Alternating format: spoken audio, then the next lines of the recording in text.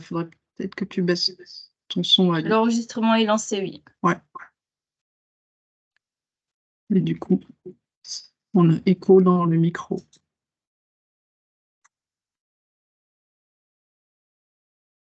Ok. Alice, du coup, tu me diras s'il y a des questions dans le chat, parce que du coup, je ne vois plus. Je ne vois plus rien. Ok. Du coup, ce matin, on va parler effectivement des images libres de droit, hein. Je vais vous donner quelques sites ressources et puis quelques conseils de choses à penser quand on veut chercher et réutiliser des images sans avoir trop de soucis avec le droit d'auteur.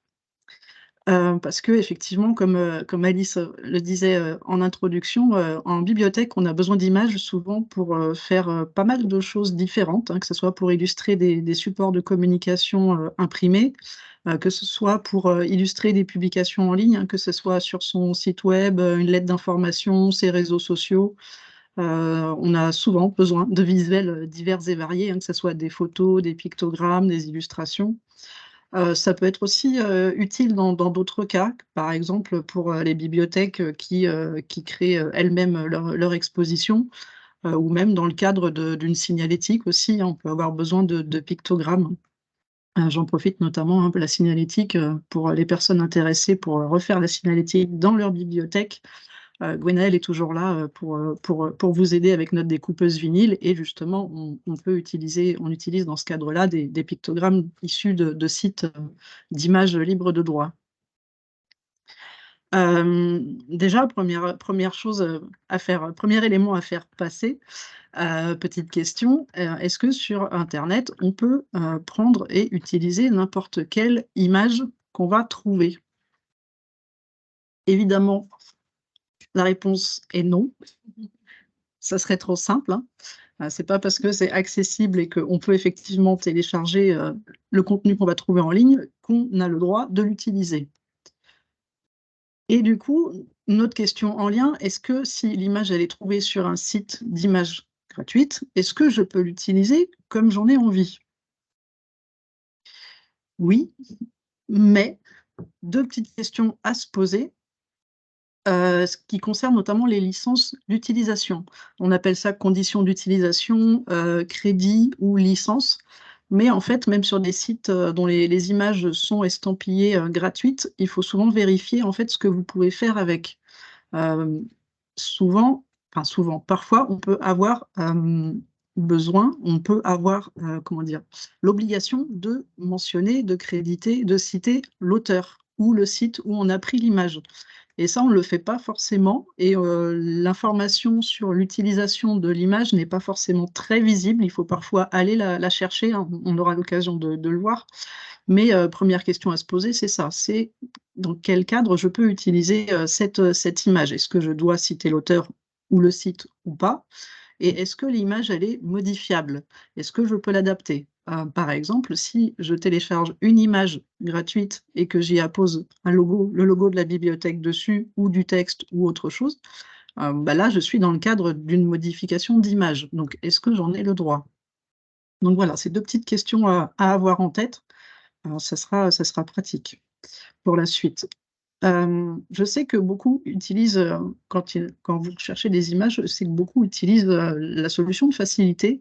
On ouvre son navigateur Internet, dans son moteur de recherche, on tape un mot-clé, et puis on utilise Google Images pour aller prendre ce qui nous intéresse. On a beaucoup de contenu, c'est simple, c'est facile, et on ne se pose pas trop de questions. Mais évidemment, toutes les images que vous allez trouver ne seront pas librement réutilisables. Donc, un petit élément déjà à avoir en tête, hein, si on veut au moins réduire le nombre d'images trouvées uniquement à celles qu'on peut effectivement réutiliser, vous avez dans Google Images un bouton qui s'appelle Outils. Et dans Outils, vous allez avoir les droits d'usage. Et dans les droits d'usage, vous allez pouvoir filtrer pour avoir uniquement les images qui sont sous licence Creative Commons. C'est ces images-là que vous pourrez réutiliser gratuitement. Mais ça n'empêche pas, évidemment, derrière d'aller vérifier, est-ce que vous devez citer l'auteur ou le site?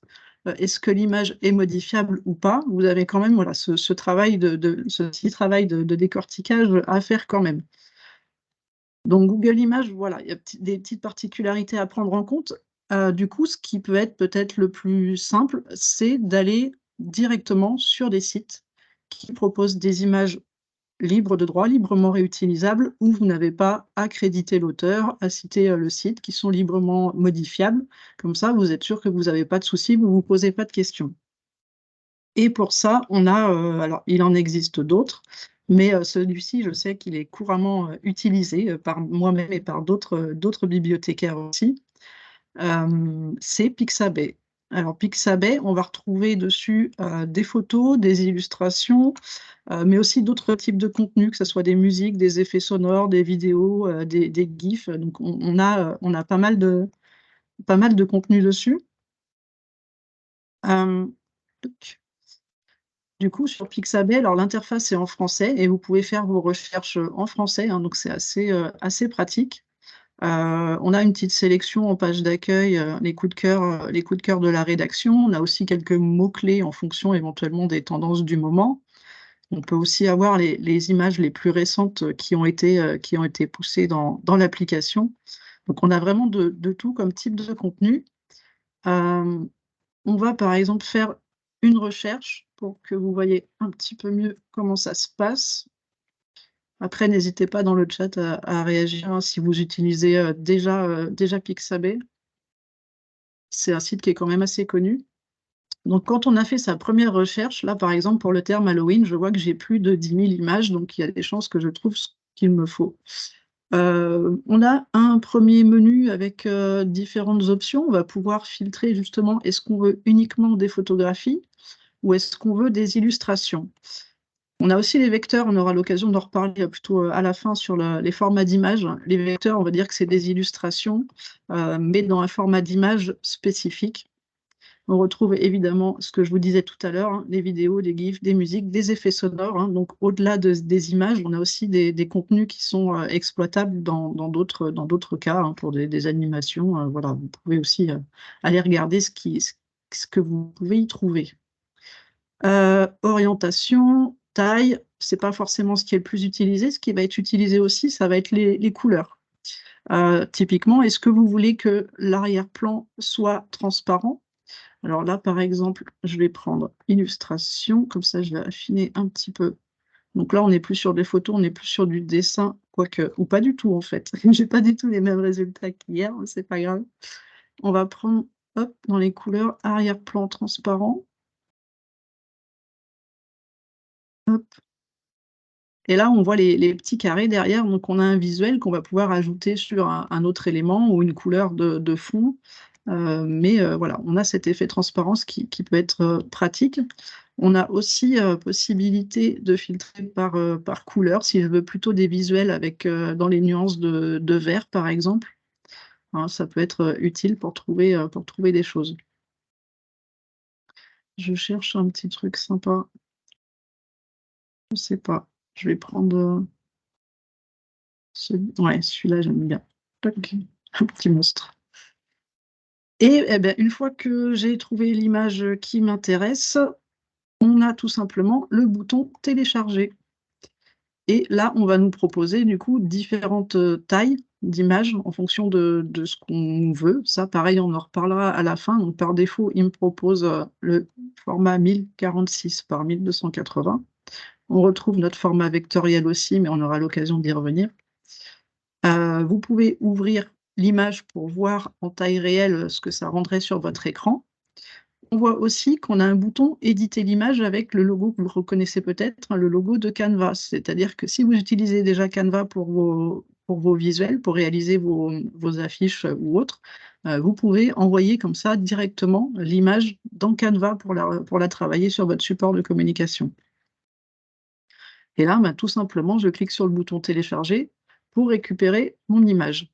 Alors, on nous incite à faire un don si on a envie, mais on n'est pas obligé évidemment. Donc voilà, c'est très simple d'utilisation, hein, finalement. Et là, on retrouve le bouton, hein, je vous parlais des licences, des droits d'utilisation. Là, on retrouve, la licence d'utilisation, qui nous dit hop, si on va traduire en français, ce qu'on peut faire avec le contenu. Donc, on peut l'utiliser gratuitement sans avoir à attribuer l'auteur. Et on peut aussi le modifier ou l'adapter.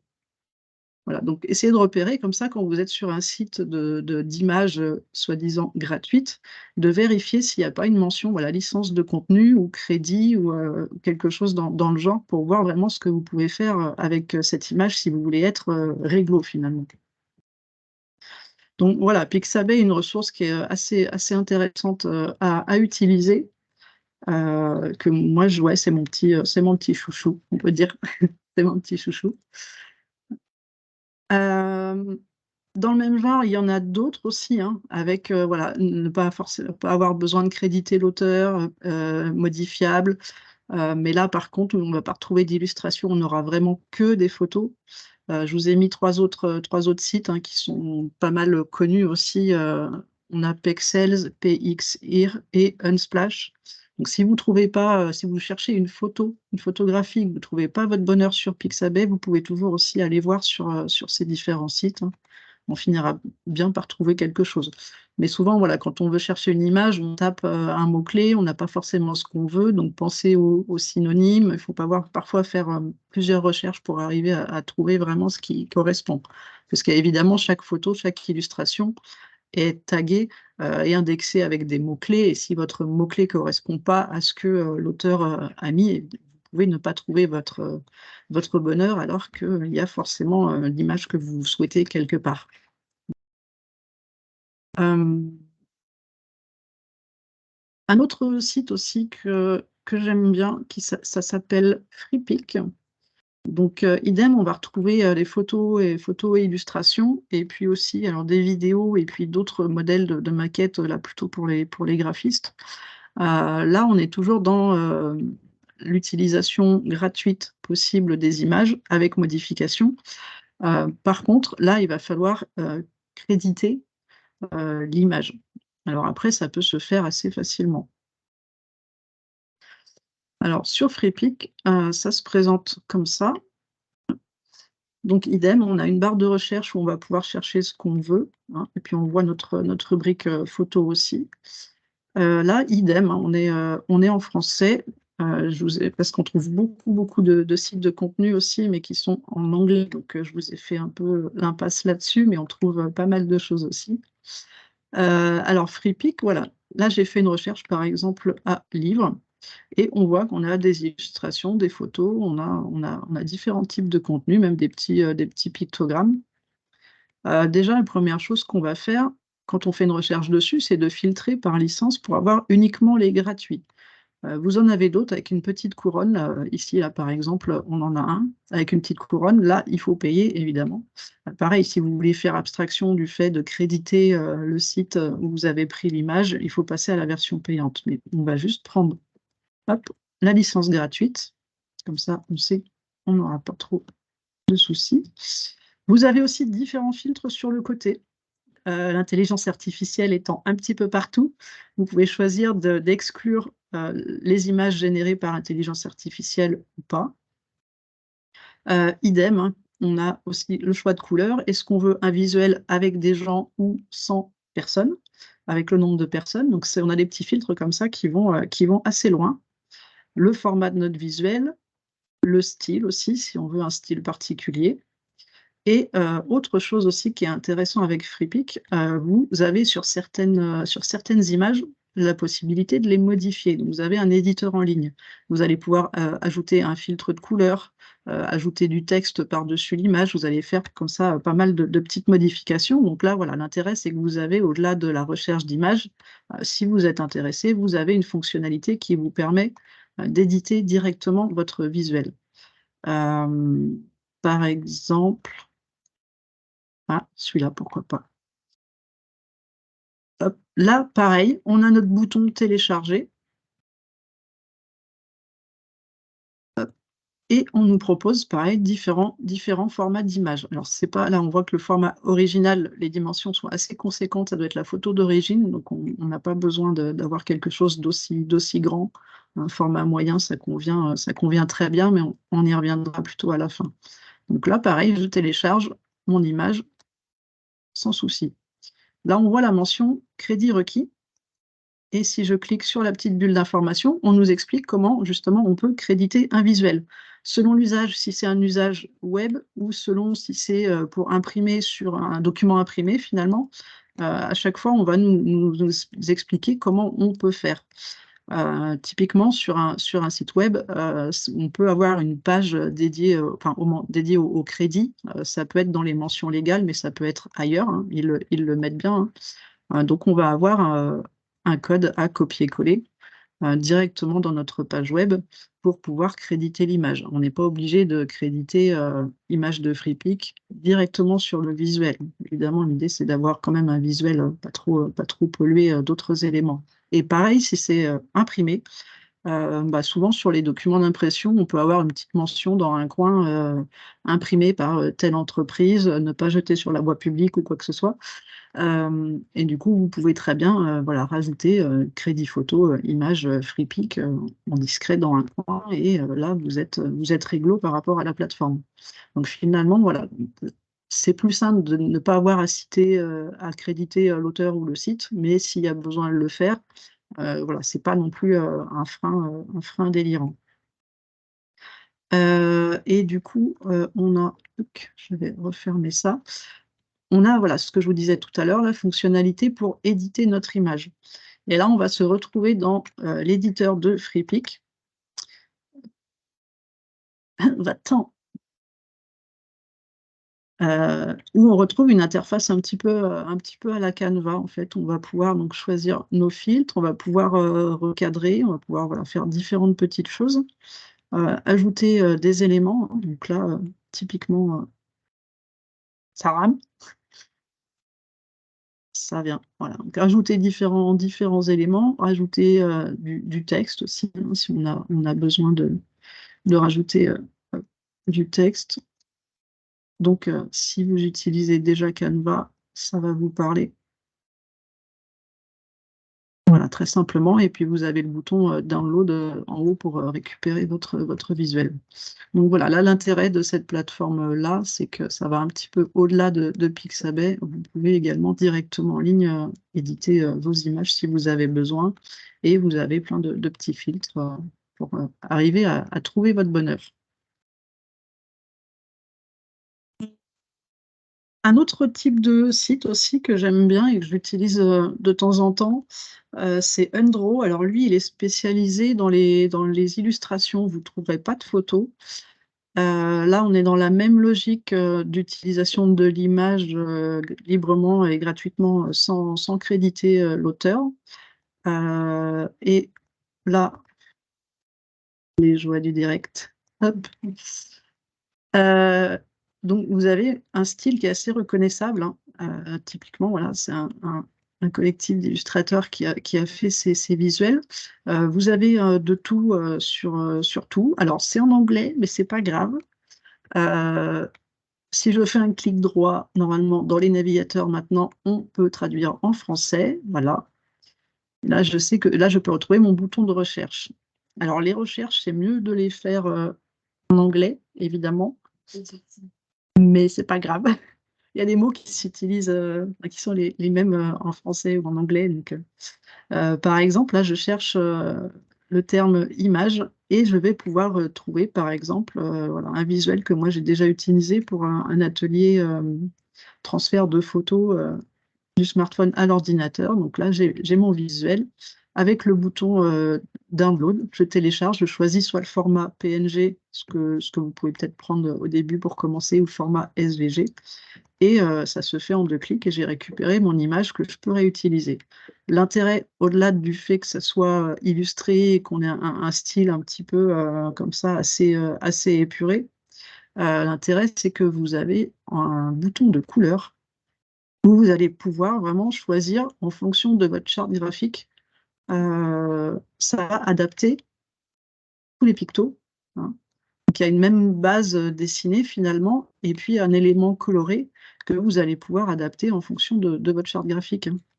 Donc ça, c'est voilà, c'est assez chouette.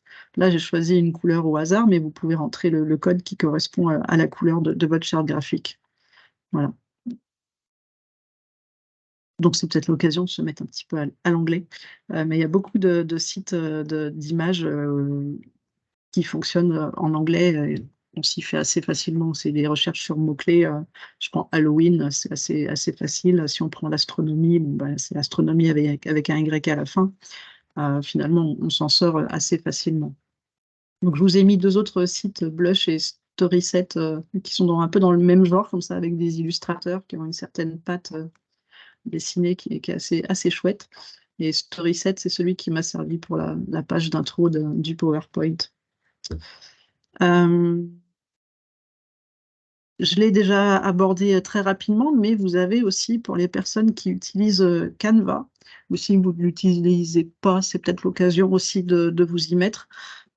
D'autant qu'en plus, à la DLLP, on propose, c'est Sophie qui fait ça, on propose une formation pour créer vos supports de communication avec Canva, hein. Au passage, c'est l'occasion aussi de se former. Du coup, dans Canva, on a deux rubriques qui sont dédiées aux images. On a la rubrique éléments où là, on va pouvoir, à partir de mots-clés, faire une recherche dans les bases d'images de Canva pour trouver des photos ou des illustrations.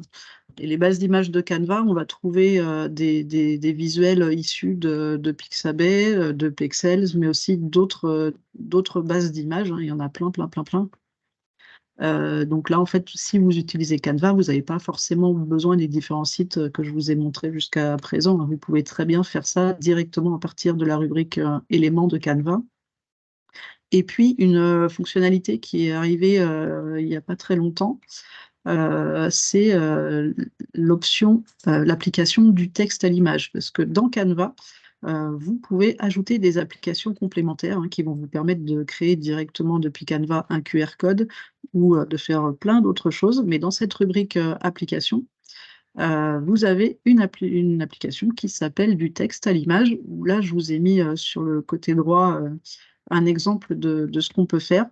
Là, je l'ai fait une requête avec une pile de livres et je lui ai demandé un style aquarelle et j'ai quelques propositions de rendu. Donc là, pareil, on utilise l'intelligence artificielle pour pour générer un visuel qui correspond à l'expression qu'on a renseignée. Donc ça peut être aussi utile à exploiter pour les personnes qui utilisent déjà Canva. N'hésitez pas à faire un tour et à expérimenter.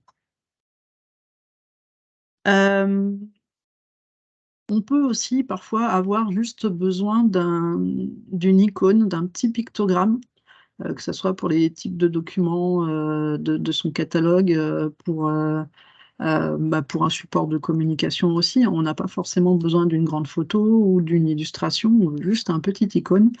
Là, pareil, il y a pléthore de ressources, de bases d'icônes. Je ne vais pas tous vous les montrer, évidemment. Si ça peut vous rassurer, alors Flaticon, on peut faire les recherches en français. Icône 8, pareil, c'est un .fr, donc là on peut faire les recherches en français. Et puis le dernier, SVG Style aussi, là, on peut faire les recherches en français également. Donc sur chacun, j'ai précisé s'il fallait créditer l'auteur ou le site. Et puis le dernier, SVG Seal, lui, par contre, on est dans la même logique que Pixabay, hein, licence Creative Commons 0, hein, c'est ce qui se rapproche le plus du domaine public. Vous n'avez à citer personne, donc du coup, on va faire un petit tour, si ça veut bien, sur Flaticon. Ça veut pas, on va passer par là. Du coup, Flaticon, voilà, on a une interface comme ça et on peut voir qu'on a des petits pictogrammes dans différents styles, en noir et blanc, coloré. On a pas mal de choses. On a un éditeur aussi intégré. Là, du coup, on va faire une recherche. Hop, allez. On va faire une recherche à jeux vidéo. Et donc là, pour jeux vidéo, on a plus de 30 000 icônes. Donc pareil, il y a des chances qu'on trouve ce qu'on veut. Alors, il y a des icônes animées aussi, hein, évidemment. C'est pas forcément ce qui nous intéresse. Donc là, voilà, j'ai quelques icônes. J'en ai d'autres dessous. Donc, vous voyez, on a vraiment de tout, hein. Évidemment, plus vous voulez quelque chose de précis, plus il faudra personnaliser votre requête. On a même une petite Game Boy. Pardon, désolée, des petits souvenirs. Vous allez aussi avoir des filtres, hein, même logique. Est-ce que vous voulez des pictos avec un dégradé de couleur, euh, une couleur spécifique ou en noir et blanc? Euh, Si vous voulez, pareil, hein, est-ce que un picto rempli ou alors juste un contour? Voilà, vous avez pas mal de petits réglages comme ça qui vous permettent d'affiner un peu le style. Euh, je vais aller voir ma Game Boy, je suis désolée. Là, du coup, une fois que j'ai trouvé mon picto, on voit que pour certaines images, on va proposer le même picto en différents styles. Ici, on a un trait noir qui sert de bordure. Là, on a rien. On a la version en noir et blanc. Donc voilà, on peut avoir comme ça plusieurs déclinaisons d'un même picto. Et on retrouve nos liens de téléchargement ici. Alors le format SVG, le format vectoriel, on voit la petite couronne là, ça sous-entend payant accès premium. Mais nous, on s'en fiche, on veut juste le classique, un PNG. Et on voit quoi, c'est comme on est sur des pictogrammes, hein, sur des icônes, là on est sur des tailles d'images qui sont plus petites. Et du coup, bah, en dessous, on voit licence Flaticon, gratuit pour usage personnel et commercial avec mention du graphiste. Hop, voilà. Donc pareil, on a les informations sur ce qu'on peut faire, on peut modifier, on peut réutiliser pour des projets personnels commerciaux, support numérique ou imprimé, ok. Enfin, voilà, c'est assez souple. Et il y a juste pour mentionner le graphiste, où là on retrouve un peu la même chose que sur FreePic, hein, en fonction de l'usage, réseaux sociaux, web ou support imprimé, on nous explique comment créditer notre image c'est une forme aussi de remerciement par rapport à l'auteur et par rapport au site de nous avoir donné gratuitement ces visuels, hein. Donc c'est toujours intéressant. Et puis, une petite fonctionnalité aussi, c'est de modifier l'icône. Alors là, par contre, il faut avoir un... J'étais connecté. Je ne suis plus connectée.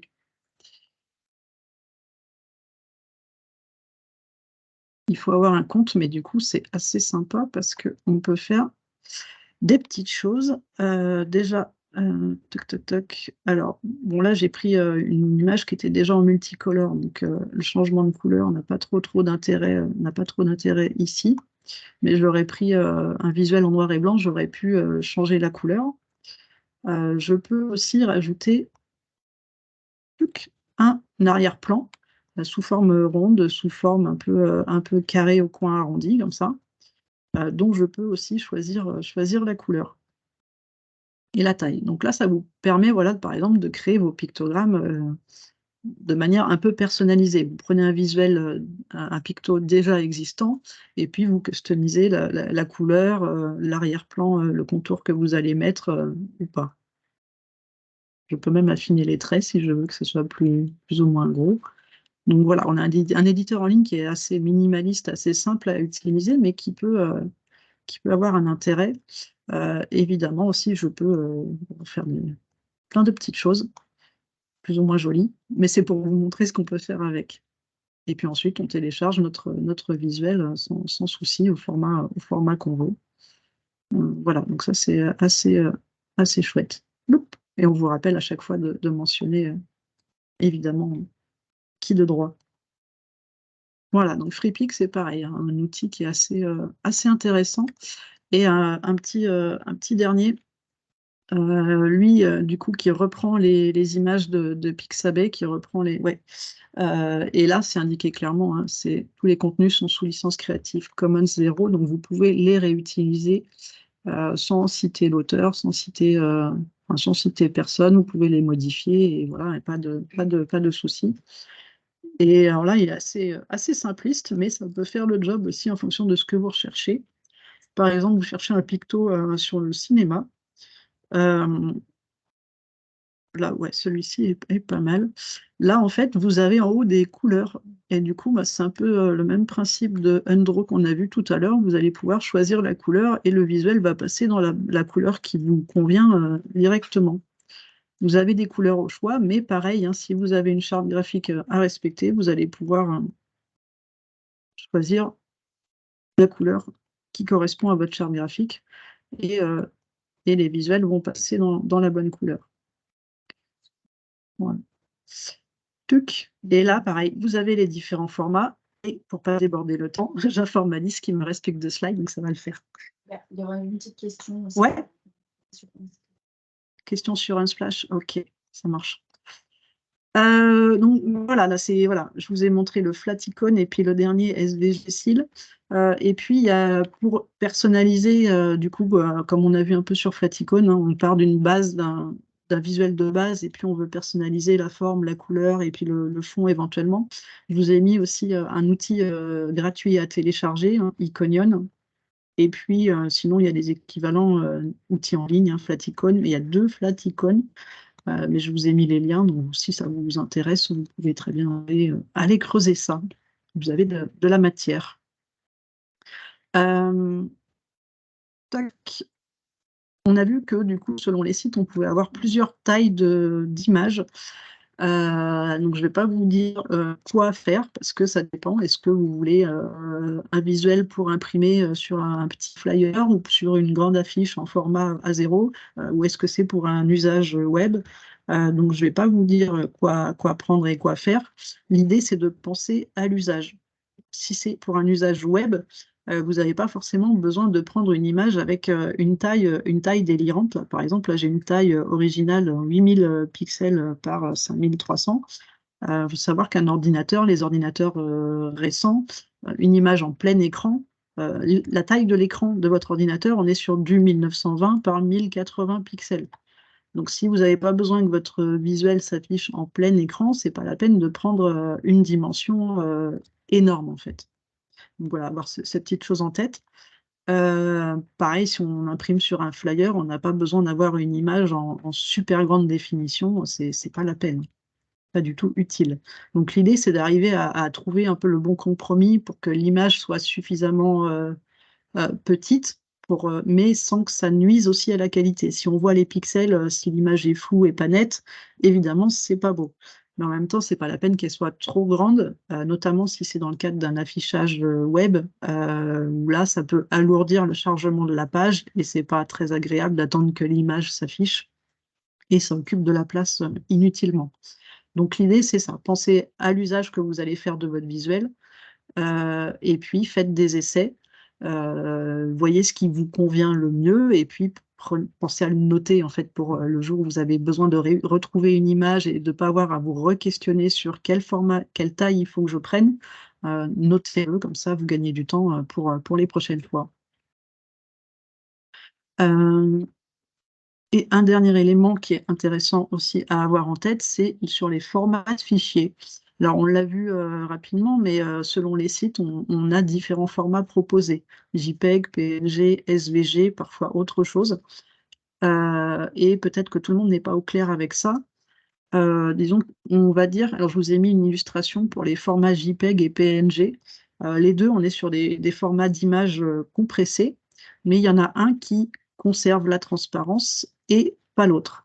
La transparence, voilà. Par exemple, le visuel pour le format PNG, on voit que mon image, que je suis allée prendre sur Pixabay, j'ai pu l'intégrer par-dessus un élément coloré, hein, sans qu'on voit le fond blanc derrière le petit bonhomme. Donc là, voilà, là, on a de la transparence parce qu'on est au format PNG. La même image, mais au format JPEG, là, on voit que ça ne s'intègre pas bien du tout. On a notre arrière-plan blanc et c'est clairement pas beau. Donc voilà, ça à avoir en tête en fonction de ce que vous voulez faire. Si mon bonhomme, je voulais le mettre sur mon support, sur une partie avec un arrière-plan tout blanc, blanc sur blanc, ça ne se serait pas vu, ça serait passé. Mais c'est surtout voilà, pour les personnes qui ne sont pas très à l'aise avec les formats de fichiers, hein, ça vous permet d'avoir ce petit récap en tête. Et on a vu aussi le format SVG. Le format SVG, c'est un format un peu particulier qui est surtout utilisé pour la publication web. Là, l'idée, JPEG, PNG, on est sur ce qu'on appelle un format matriciel. Les images sont composées de petits pixels. et plus il y a de pixels et plus c'est net, et moins il y a de pixels de petits carrés, plus c'est moche. Voilà, plus c'est moche. On le voit un peu sur l'image, hein, les petits carrés comme ça a un style un peu rétro, hein, mais bon, c'est pas toujours très agréable selon ce qu'on veut faire. Et du coup, le vectoriel, en fait, c'est un format où c'est pas des petits carrés, des petits pixels mis côte à côte. On est sur du code informatique qui fait que notre image, peu importe la taille qu'on va lui faire prendre, en fait, elle va pas se déformer, elle va rester telle que. Donc, du coup, c'est pour ça que c'est un format qui est quand même pas mal utilisé pour le web, hein, que ce soit affichage sur un smartphone ou sur un ordinateur, sur un grand écran, l'image peut s'adapter sans déformation. Donc, voilà. Et puis on a d'autres formats, hein, mais un peu barbares. Évitez-les, hein, c'est plutôt dédié aux graphistes, hein, c'est les formats faits avec des logiciels de graphistes, d'illustration, notamment qui viennent de la suite Adobe. Donc là, c'est vraiment utilisé pour les graphistes, les chargés de com. Donc on peut très bien faire sans et voilà, vous embêtez pas trop avec ces fichiers. Et puis, dernière slide. Évidemment, je vous en ai montré quelques-uns, mais il en existe plein d'autres et j'ai dû faire un choix. Et du coup, voilà, on mettra le lien aussi dans la description de la vidéo pour le replay, mais vous avez le petit QR code, hein, pour ceux qui sont prompts à flasher. Donc c'est l'atelier des formateurs, hein, qui a fait un Padlet avec pléthore de ressources. Là, vous ne voyez pas toutes les colonnes, mais vous avez d'autres ressources complémentaires à explorer si vous voulez bien continuer votre exploration dans les bases d'images libres d'utilisation. Voilà. Et du coup, j'enlève le partage et c'est parti pour les questions. Une question sur Unsplash. Voilà, c'est Anne-Sophie qui a essayé d'utiliser Unsplash et J'ai rien qui avait compris. pas, voilà, qui avait pas trop, Ok. qui avait eu des difficultés. Ah oui, Unsplash.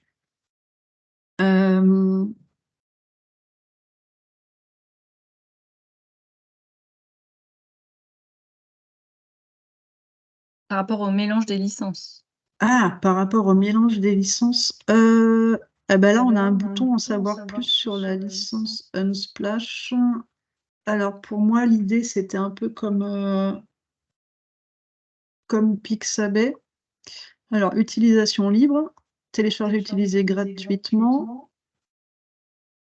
Aucune autorisation additionnelle nécessaire, donc on n'est pas obligé de mentionner l'auteur ou le site, mais comme partout, en fait, l'attribution d'un crédit serait appréciée. En gros, vous n'êtes pas obligé, mais ça serait sympa.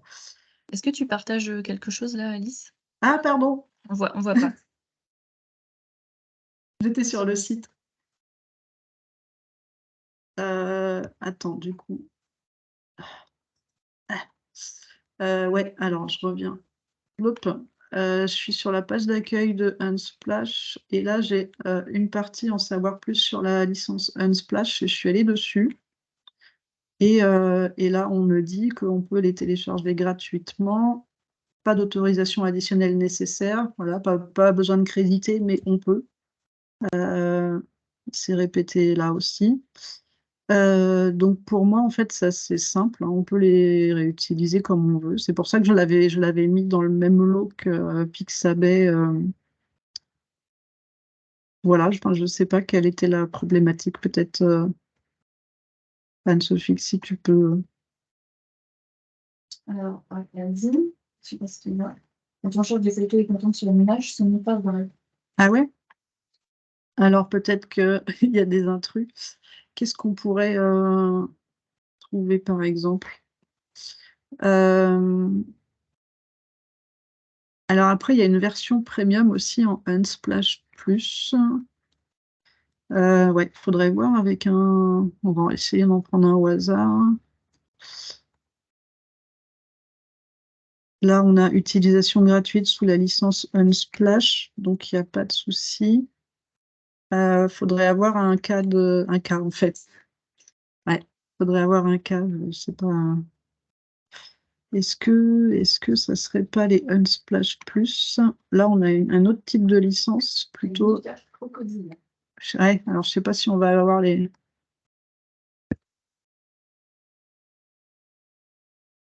on va avoir les mêmes choses. Alors, est-ce que c'était un Unsplash Plus ou pas? Je sais pas. C'est pareil, il faudrait avoir l'auteur ou un licence Unsplash. Ok, c'est Unsplash Plus qui l'a perdu. Ouais, c'est ce que je pense aussi. Et du coup, le Unsplash Plus, on va aller voir. Après, souvent, voilà, ces bases-là, les bases d'images, il y a une version gratuite et il y a une version un peu plus limitée où on invite à payer parce qu'évidemment, il faut bien qu'ils rentrent dans leurs frais. Télécharger, crédit pas fou, non, pas de crédit. Après, ils disent pas qu'on peut l'utiliser gratuitement, il n'y a pas besoin de crédit. Ouais. Écoute,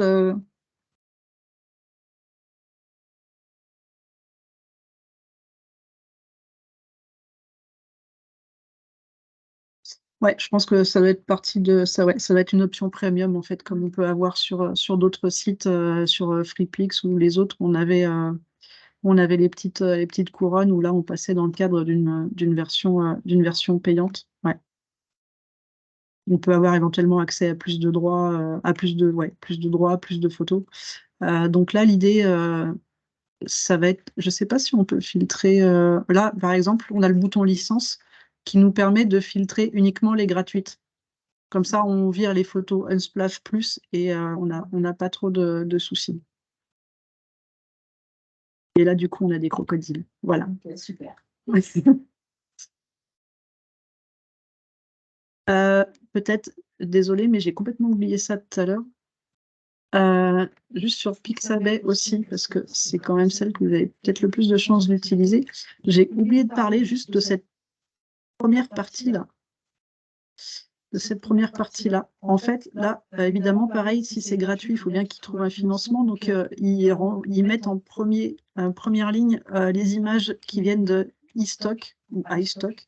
Là, du coup, on est sur du contenu payant. Donc, l'idée, quand vous faites une recherche d'images sur Pixabay, c'est que vous faites abstraction de cette première ligne et vous allez directement regarder ce qu'il y a à partir de la deuxième ligne sur les images libres de droit. Parce que là, du coup, si je clique sur une image iStock de la première ligne, je bascule sur un autre site où on va vouloir me faire payer les photos.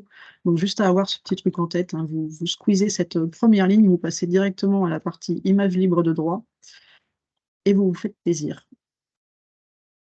Voilà. Par contre, j'aimerais bien savoir pourquoi il y a besoin d'un crocodile. L'habitude de Flickr. Ouais, alors j'ai pas parlé évidemment, il y en a plein d'autres, il y a Flickr, Wikimedia, etc. Flickr, il y a une partie Flickr Commons.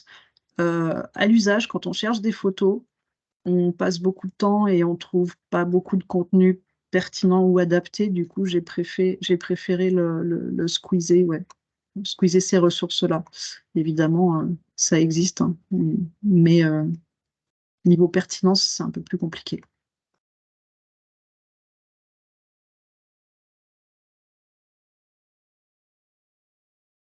Merci Alice. Je pense qu'on a fait un bon tour là. On a eu vraiment une mine d'informations. Donc merci pour tout ça. Il n'y a plus qu'à maintenant. Comme précisé en amont de la vidéo et tout au long de la vidéo, vous pourrez retrouver le replay très bientôt sur notre chaîne YouTube.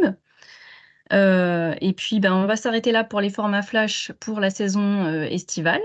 Et on vous retrouve à la rentrée, précisément le 5 septembre, autour du roman graphique. Et Benjamin Drouillet, notre invité spécial, répondra à la question très intéressante de roman graphique, simple stratégie commerciale ou véritable genre littéraire.